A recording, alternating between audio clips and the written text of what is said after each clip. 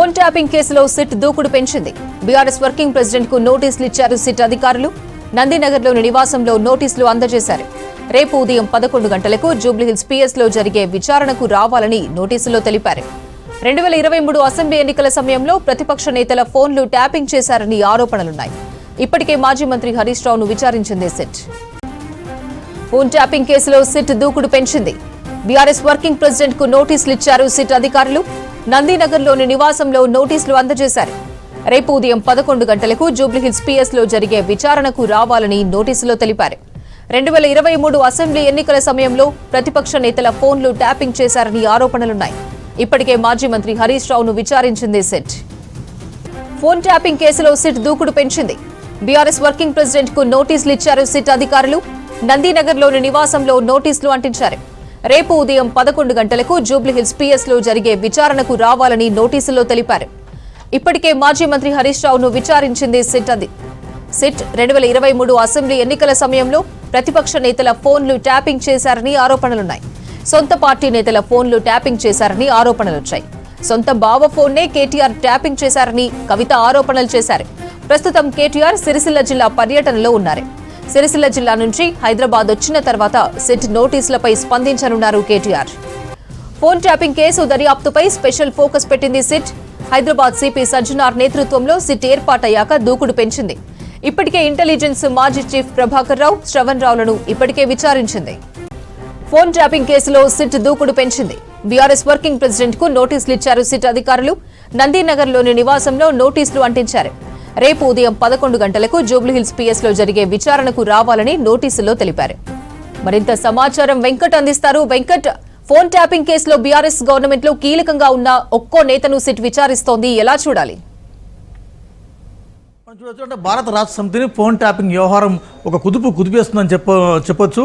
Phone tapping వ్యవహారంలో SIT తన దూకుడు ఒకవైపు పెంచుతుంటే మరొక వైపు భారత రాష్ట్ర సమితి నేతలు పార్టీ హైకమాండ్ కాస్త ఆందోళనలో ఉంటుందని చెప్పాలి. ఎందుకంటే కవిత ఆరోపణలు, అంతకుముందు ప్రభాకర్ రావు, శ్రవణ్ రావుతో పాటు మరికొంతమంది నేతలు నేరుగా వచ్చి ఫోన్ ట్యాపింగ్ జరిగిందని ఓపెన్గా ఒప్పుకున్న సంగతి అందరికీ తెలిసిందే. అయితే ఫోన్ ట్యాపింగ్ వ్యవహారము సిట్ రోజు రోజుకు తన దూకుడును, తన స్పీడ్ను మరింత పెంచుతుంది.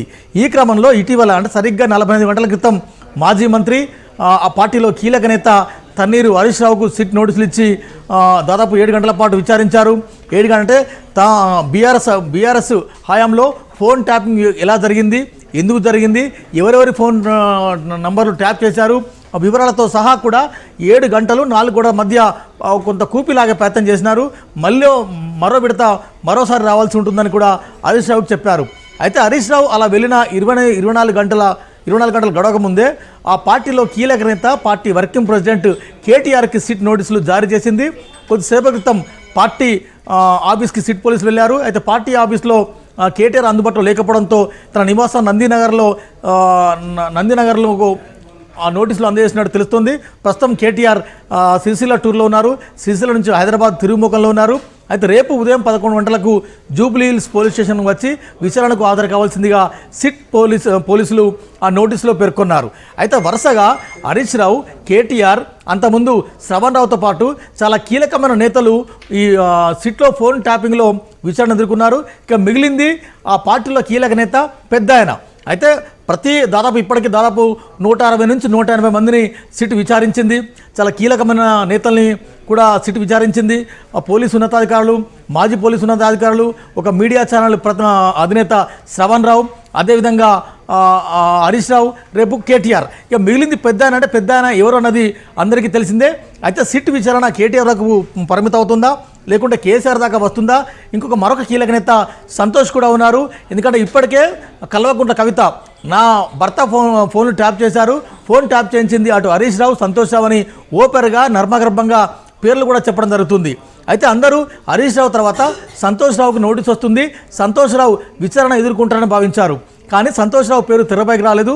ఒక్కసారిగా ఆ పార్టీ కీలకమైన నేత, పార్టీ వర్కింగ్ ప్రెసిడెంట్ కేటీఆర్కు నోటీస్ ఇవ్వడంతో ఇప్పుడు అందరి చూపంతా కూడా నెక్స్ట్ అంటే బీఆర్ఎస్లో ఫోన్ ట్యాపింగ్ వ్యవహారంలో నెక్స్ట్ టార్గెట్ ఎవరు, నెక్స్ట్ నోటీస్ ఎవరికి వస్తుందన్న చర్చ ఇవాళ తెలంగాణ భవన్లో కొనసాగుతుంది. ప్రస్తుతం తెలంగాణ భవన్లో కీలకమైన నేతలంతా, ముఖ్య నేతలంతా కూడా తెలంగాణ భవన్లో ఉన్నారు. అంటే హరీష్ని కేటీఆర్ను టచ్ చేసిన సిట్ రేపు కేసీఆర్ని కూడా టచ్ చేసే అవకాశం ఉన్నట్టుగా అక్కడ చర్చలు జరుగుతున్నాయి. సో మొత్తానికైతే ఫోన్ ట్యాపింగ్ వ్యవహారం మున్సిపల్ ఎన్నికల ముందు ఒక పార్టీని కుదిపేస్తుందని చెప్పొచ్చు. ఒకవైపు ఫోన్ ట్యాపింగ్ వ్యవహారం విచారణ తమకు అనుకూలంగా మారుతుందని బీఆర్ఎస్ నేతలు భావించినప్పటికీ కానీ రాజకీయ విశ్లేషకుల్లో కొన్ని వర్గాల్లో ఫోన్ ట్యాపింగ్ వ్యవహారం భారత రాష్ట్ర సమితికి కొంత మైనస్గా పేర్కొంటుంది. ఎందుకంటే ఫోన్ ట్యాపింగ్లో భార్యాభర్తల ఫోన్లు విన్నారని, జడ్జీల ఫోన్లు విన్నారని, న్యాయవాదుల ఫోన్లు విన్నారని, మీడియా పర్సన్ల ఫోన్లు విన్నారని, చాలామంది సొంత సంవత్సరాల్లోకి చొరబడ్డారని ఒక బ్యాడ్ ప్రచారం కొనసాగుతున్న నేపథ్యంలో ఆ మరకలు డెఫినెట్గా ఆ పార్టీకి అంటే అవకాశం ఉంది. అయితే ఈ మరకల నుంచి ఆ పార్టీ ఎలా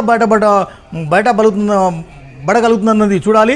ముఖ్యంగా గతంలో బీజేపీ నేతల ఫోన్ ట్యాపింగ్ వ్యవహారంలో బీజేపీ నేతలు కేంద్ర మంత్రులుగా ఉన్న బండి సంజయ్ కానీ, అదేవిధంగా కిషన్ రెడ్డి కానీ, బీజేపీలో ఉన్న కీలక నేతలు కూడా ఫోన్ ట్యాపింగ్ జరిగింది అని నేరుగా వచ్చి సిట్ ముందు తమ వాంగ్మూలాన్ని ఇచ్చారు. అంతేకాదు గతంలో ఫోన్ ట్యాపింగ్ చేసి ఆ ఆడియో రికార్డులను జడ్జీలకు ఇచ్చారు.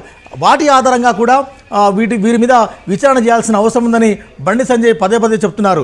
మొన్న హరీష్ రావు 7 గంటల విచారణ తర్వాత కూడా కేంద్ర మంత్రి హోదాలో బండి సంజయ్ నేరుగా కామెంట్ చేశారు.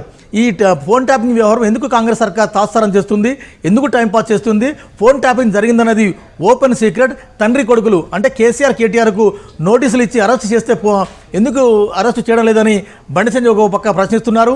లేని పక్షంలో సిబిఐకి ఇవ్వాల్సిందిగా బీజేపీ డిమాండ్ చేస్తుంది. సో మొత్తంగా అటు బీజేపీ అదేవిధంగా కాంగ్రెస్, బీఆర్ఎస్ ఈ 3 రాజకీయ పార్టీల మధ్య ఫోన్ ట్యాపింగ్ వ్యవహారం అనేది, ఫోన్ ట్యాపింగ్ చర్చ అనేది చాలా సీరియస్గా కొనసాగుతుందని చెప్పొచ్చు.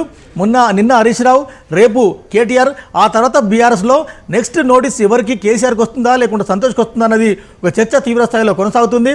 ఎందుకంటే హరీష్కి వచ్చింది కాబట్టి ఆ తర్వాత హైరార్కీగా కేటీఆర్కి వచ్చింది, నెక్స్ట్ పెద్దాయనకు వస్తుంది, ఆ కేసీఆర్కి వస్తుందన్న చర్చ అయితే తెలంగాణ భవన్లో సీరియస్గా కొనసాగుతోంది.